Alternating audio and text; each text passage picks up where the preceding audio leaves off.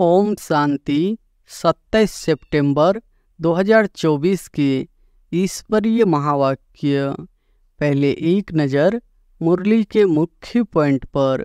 बाबा ने कहा, यहाँ अलग अलग होकर बैठना है, अंग से अंग नहीं मिलना चाहिए, क्योंकि हर एक की अवस्था में योग में रात दिन का फर्क है।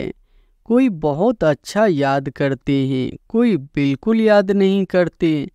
बाप राजयोग सिखलाते हैं, फिर 5000 वर्ष बाद आकर ऐसे ही कहेंगे, मीठे मीठे रूहानी बच्चों, ऐसे कभी भी कोई मनुष्य को कह ना सके। ऊपर में कोई चीज नहीं है, ब्रह्म तत्व है। यहाँ तुम धरती पर खड़े हो, यह है कर्म क्षेत्र। यहाँ आकर शरीर लेकर कर्म करते हो। और फिर बाबा ने कहा, प्रतिज्ञा करते हैं, तुम याद करेंगे तो पापों से मुक्त करूँगा। बाप ही पतित पावन सर्वशक्तिमान अथॉरिटी है। उनको वर्ल्ड ऑलमाइटी अथॉरिटी कहा जाता है। प्रजापिता ब्रह्मा को आदम कहते हैं। आदम माना आदमी, मनुष्य है ना, तो इनको देवता नहीं कहेंगे, एडम को आदम कहते हैं। द्वापर के बाद माया के वंडर्स होते हैं। ईश्वरीय वंडर है हेवन, स्वर्ग, जो बाप ही स्थापन करते हैं। जैसे सर्वशास्त्रमयी शिरोमणि गीता है, वैसे सर्व तीर्थों में श्रेष्ठ तीर्थ आबू है। और फिर लास्ट में बाबा ने कहा, आत्मा विकारी मार्ग में जाती ही तब है जब रावण राज्य होता है। तुम्हारे सिवाय बाप को सुप्रीम बाप, सुप्रीम टीचर, सुप्रीम सतगुरु और कोई समझते नहीं। वो लोग विनाश के लिए तैयारी कर रहे हैं। तुम यहाँ 5 विकारों को जीतने के लिए पुरुषार्थ कर रहे हो। तुम विजय के लिए, वह विनाश के लिए पुरुषार्थ कर रहे हैं। दोनों काम इकट्ठा होगा ना। तुम बच्चे सम्मुख सुनते हो, गर्म गर्म हलवा खाते हो। सबसे जास्ती गर्म हलवा कौन खाते हैं? ब्रह्मा। यह तो बिल्कुल उनके बाजू में बैठे हैं। झट सुनते हैं और धारण करते हैं, फिर यही ऊंच पद पाते हैं। और अब सुनते हैं महावाक्यों को विस्तार से। मुरली का सार है, मीठे बच्चे, याद की मेहनत तुम सबको करनी है। तुम अपने को आत्मा समझ मुझ बाप को याद करो तो मैं तुम्हें सब पापों से मुक्त कर दूंगा। प्रश्न है, सर्व की सद्गति का स्थान कौन सा है, जिसके महत्व का सारी दुनिया को पता चलेगा? उत्तर है, आबू भूमि है सबकी सद्गति का स्थान। तुम ब्रह्मा कुमारीज के सामने ब्रैकेट में लिख सकते हो, यह सर्वोत्तम तीर्थ स्थान है। सारे दुनिया की सद्गति यहाँ से होनी है। सर्व का सद्गति दाता पाप और आदम ब्रह्मा यहाँ पर बैठकर सबकी सद्गति करते हैं। आदम अर्थात आदमी, वह देवता नहीं है, उसे भगवान भी नहीं कह सकते। ओम शांति। डबल ओम शांति, क्योंकि एक है बाप की, दूसरी है दादा की। दोनों की आत्मा है ना, वह है परम आत्मा, यह है आत्मा। वह भी लक्ष्य बतलाते हैं कि हम परम धाम के रहवासी हैं। दोनों ऐसे कहते हैं। बाप भी कहते हैं ओम शांति, यह भी कहते हैं ओम शांति। बच्चे भी कहते हैं ओम शांति, अर्थात हम आत्मा शांति धाम की निवासी है। यहाँ अलग अलग होकर बैठना है, अंग से अंग नहीं मिलना चाहिए। क्योंकि हर एक की अवस्था में योग में रात दिन का फर्क है। कोई बहुत अच्छा याद करते हैं, कोई बिल्कुल याद नहीं करते। तो जो बिल्कुल याद नहीं करते वह है पाप आत्मा, तमो प्रधान, और जो याद करते हैं वह हो गए पुण्य आत्मा, सतो प्रधान। बहुत फर्क हो गया ना। घर में बाल इकट्ठे रहते हैं परंतु फर्क तो पड़ता है ना। इसलिए ही तो भागवत में आसुरी नाम गाए हुए हैं। इस समय की ही बात है। बाप बैठ बच्चों को समझाते हैं। यह है ईश्वरीय चरित्र जो भक्ति मार्ग में गाते हैं। सतयुग में तो कुछ भी याद नहीं रहेगा, सब भूल जाएंगे। बाप अभी ही शिक्षा देते हैं, सतयुग में तो यह बिल्कुल भूल जाते हैं। फिर द्वापर में शास्त्र आदि बनाते हैं और कोशिश करते हैं राजयोग सिखलाने की, परंतु राजयोग तो सिखा न सके। वह तो बाप जब सम्मुख आते हैं तभी आकर सिखाते हैं। तुम जानते हो कैसे बाप राजयोग सिखलाते हैं। फिर 5000 वर्ष बाद आकर ऐसे ही कहेंगे, मीठे मीठे रूहानी बच्चों। ऐसे कभी भी कोई मनुष्य को कह न सके, न देवताएं देवताओं को कह सकते हैं। एक रूहानी बाप ही रूहानी बच्चों को समझाते हैं। एक बार पाठ बजाया, फिर 5000 वर्ष के बाद पाठ बजाएंगे, क्योंकि फिर तुम सीढ़ी उतरते हो ना। तुम्हारी बुद्धि में अब आदि मध्य अंत का राज्य है। जानते हो वह है शांति धाम अथवा परम धाम। हम आत्माएं भिन्न भिन्न धर्म की सब नंबरवार वहाँ रहती है। निराकारी दुनिया में जैसे स्टार्स देखते हो ना, कैसे खड़े हैं, कुछ देखने में नहीं आता। ऊपर में कोई चीज नहीं है, ब्रह्म तत्व है। यहाँ तुम धरती पर खड़े हो, यह है कर्म क्षेत्र। यहाँ आकर शरीर लेकर कर्म करते हैं। बाप ने समझाया है, तुम जब मेरे से वर्षा पाते हो तो 21 जन्म तुम्हारे कर्म अकर्म हो जाते हैं। क्योंकि वहाँ रावण राज्य ही नहीं होता है, वह है ईश्वरीय राज्य जो हम ईश्वर स्थापन कर रहे हैं। बच्चों को समझाते रहते हैं, शिव बाबा को याद करो तो स्वर्ग के मालिक बनो। स्वर्ग शिव बाबा ने स्थापन किया ना, तो शिव बाबा को और सुख धाम को याद करो। पहले पहले शांति धाम को याद करो तो चक्र भी याद आएगा। बच्चे भूल जाते हैं, इसलिए घड़ी घड़ी याद कराना पड़ता है। हे मीठे मीठे बच्चों, अपने को आत्मा समझो और बाप को याद करो तो तुम्हारे पाप भस्म हो। प्रतिज्ञा करते हैं, तुम याद करेंगे तो पापों से मुक्त कराऊंगा। बाप ही पतित पावन सर्वशक्तिमान ऑथोरिटी है। उनको वर्ल्ड ऑलमाइटी ऑथोरिटी कहा जाता है। वह सारे सृष्टि के आदि मध्य अंत को जानते हैं। वेदों शास्त्रों आदि सबको जानते हैं। तब तो कहते हैं इनमें कोई सार नहीं है। गीता में भी कोई सार नहीं है। भल वह सर्वशास्त्रमयी शिरोमणि है, माई बाप, बाकी सब है बच्चे। जैसे पहले पहले प्रजापिता ब्रह्मा है, बाकी सब बच्चे हैं। प्रजापिता ब्रह्मा को आदम कहते हैं। आदम माना आदमी, मनुष्य है ना, तो इनको देवता नहीं कहेंगे। एडम को आदम कहते हैं।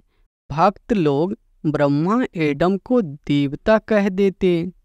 बाप बैठ समझाते हैं, एडम अर्थात आदमी न देवता है न भगवान है, लक्ष्मी नारायण है देवता, डिटिजियम है पैराडाइज में, नई दुनिया है ना, वह है वंडर ऑफ दी वर्ल्ड, बाकी तो वह सब है माया के वंडर। द्वापर के बाद माया के वंडर्स होते हैं, ईश्वरीय वंडर है हेवन स्वर्ग, जो बाप ही स्थापन करते हैं, अभी स्थापन हो रहा है। यह जो दिलवारा मंदिर है, इसकी वैल्यूज का किसी को भी पता नहीं है। मनुष्य यात्रा करने जाते हैं तो सबसे अच्छा तीर्थ स्थान यह है। तुम लिखते हो ना, ब्रह्मा कुमारीज ईश्वरीय विश्वविद्यालय आबू पर्वत, तो ब्रैकेट में यह भी लिखना चाहिए सर्वोत्तम तीर्थ स्थान, क्योंकि तुम जानते हो सर्व की सद्गति यहाँ से ही होती है। यह कोई जानते नहीं। जैसे सर्व शास्त्रमयी शिरोमणि गीता है, वैसे सर्व तीर्थों में श्रेष्ठ तीर्थ आबू है। तो मनुष्य पढ़ेंगे, अटेंशन जाएगा। सारे वर्ल्ड के तीर्थों में यह है सबसे बड़ा तीर्थ, जहाँ बाप बैठ सबकी सद्गति करते हैं। तीर्थ तो बहुत हो गए हैं, गांधी की समाधि को भी तीर्थ समझते हैं। सब जाकर वहाँ फूल आदि चढ़ाते हैं, उनको कुछ पता नहीं है। तुम बच्चे जानते हो ना, तो तुमको यहाँ बैठे दिल अंदर बड़ी खुशी होनी चाहिए। हम हेवन की स्थापन कर रहे हैं। अब बाप कहते हैं, अपने को आत्मा समझ मुझे याद करो। पढ़ाई भी बहुत सहज है, कुछ भी खर्चा नहीं लगता है। तुम्हारी मम्मा को 1 पाई खर्चा लगा, बिगर कोरी खर्चा पढ़कर कितनी होशियार नंबर 1 बन गई, राजयोगिनी बन गई ना। मम्मा जैसी कोई भी नहीं निकली है। देखो, आत्माओं को ही बाप बैठ पढ़ाते हैं, आत्माओं को ही राज्य मिलता है। आत्मा ने ही राज्य गवाया है। इतनी छोटी सी आत्मा कितना काम करती है। बुरे से बुरा काम विकार में जाना। आत्मा 84 जन्मों का पाठ बजाती है। छोटी सी आत्मा में कितनी ताकत है, सारे विश्व पर राज्य करती है। इन देवताओं की आत्मा में कितनी ताकत है। हर एक धर्म में अपनी अपनी ताकत होती है ना। क्रिश्चियन धर्म में कितनी ताकत है, आत्मा में ताकत है जो शरीर द्वारा कर्म करती है। आत्मा ही यहाँ आकर इस कर्म क्षेत्र पर कर्म करती है, वहाँ बुरा कर्तव्य होता नहीं। आत्मा विकारी मार्ग में जाती ही तब है जब रावण राज्य होता है। मनुष्य तो कह देते विकार सदैव है ही। तुम समझा सकते हो, वहाँ रावण राज्य ही नहीं तो विकार हो कैसे सकते। वहाँ है ही योग बल। भारत का राजयोग मशहूर है, बहुत सीखना चाहते हैं, परंतु जब तुम सिखलाओ और तो कोई सिखला ना सके। जैसे महर्षि था, कितनी मेहनत करता था योग सिखाने के लिए, परंतु दुनिया थोड़े ही जानती थी कि यह हठयोगी राजयोग कैसे सिखलाएंगे। चिमनियानंद कितने जाते हैं। एक बार वह कह दे कि सचमुच भारत का प्राचीन राजयोग सिवाय बीके के कोई समझा नहीं सकते हैं तो बस, परंतु ऐसा कायदा नहीं है जो अभी यह आवाज़ हो सब थोड़े ही समझेंगे। बड़ी मेहनत है, महिमा भी होगी पिछाड़ी में। कहते हैं ना, अहो प्रभु, अहो शिव बाबा, आपकी लीला। अभी तुम समझते हो, तुम्हारे सिवाय बाप को सुप्रीम बाप, सुप्रीम टीचर, सुप्रीम सतगुरु और कोई समझते नहीं।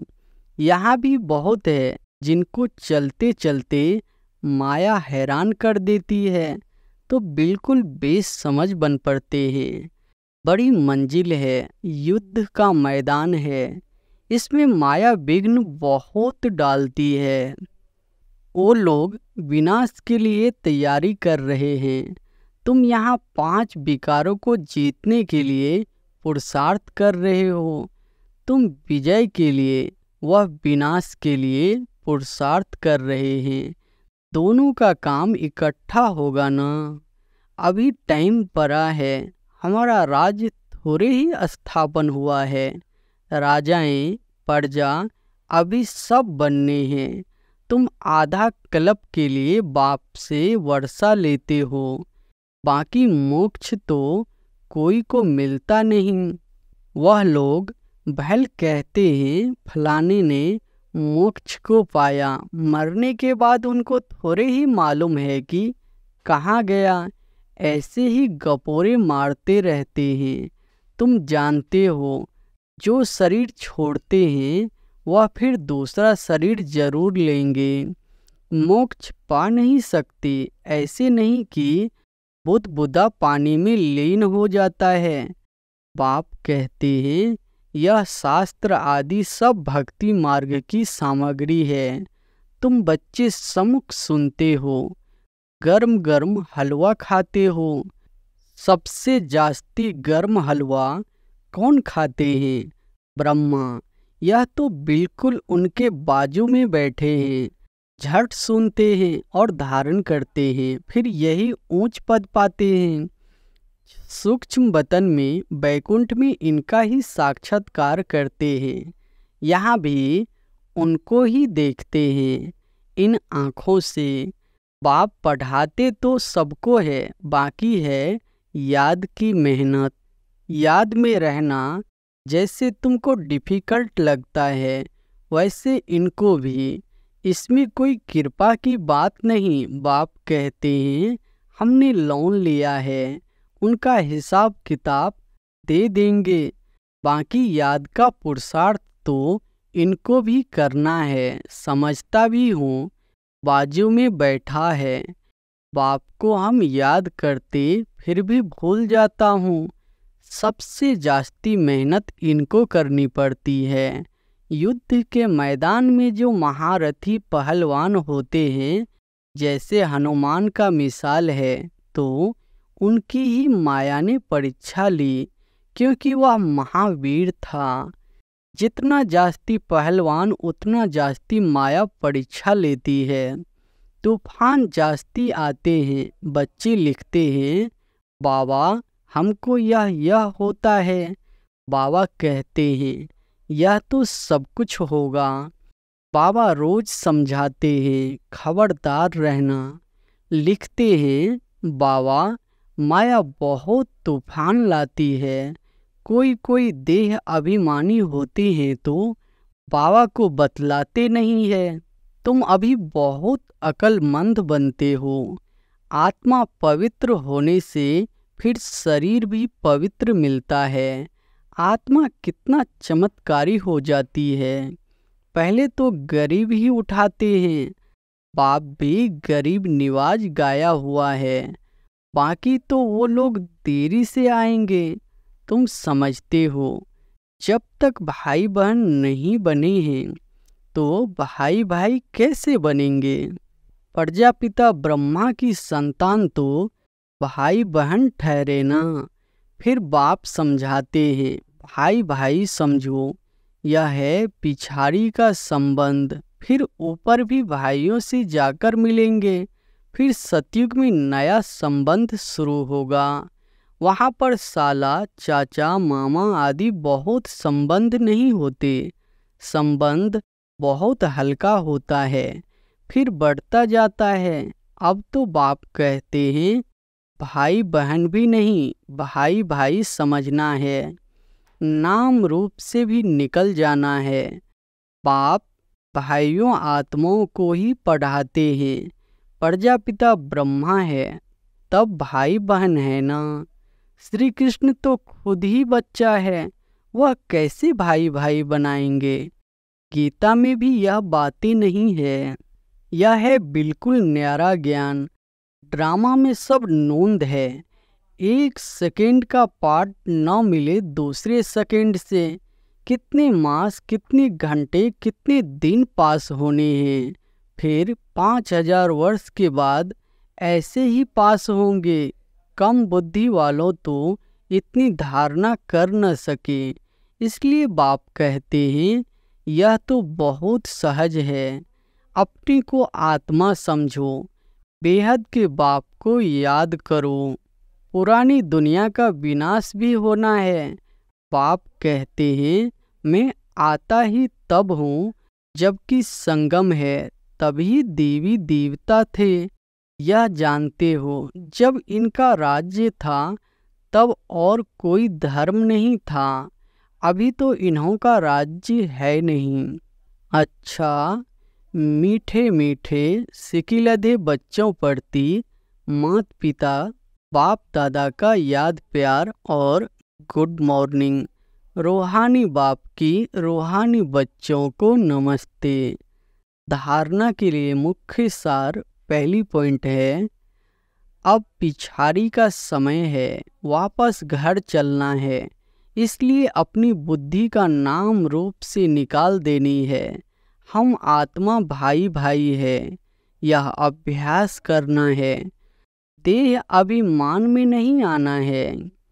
दूसरी पॉइंट है, हर एक की अवस्था और योग में रात दिन का फर्क है, इसलिए अलग अलग होकर बैठना है। अंग से अंग न लगे। पुण्य आत्मा बनने के लिए याद की मेहनत करनी है। वरदान है, बाप के प्यार में अपनी मूल कमजोरी कुर्बान करने वाले ज्ञानी तो आत्मा भव। बाप के प्यार में अपनी मूल कमजोरी कुर्बान करने वाले ज्ञानी तो आत्मा भव।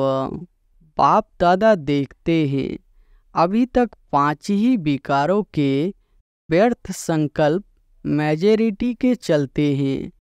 ज्ञानी आत्माओं में भी कभी कभी अपने गुण व विशेषता का अभिमान आ जाता है। हर एक अपनी मूल कमजोरी व मूल संस्कार को जानता भी है। उस कमजोरी को बाप के प्यार में कुर्बान कर देना, यही प्यार का सबूत है।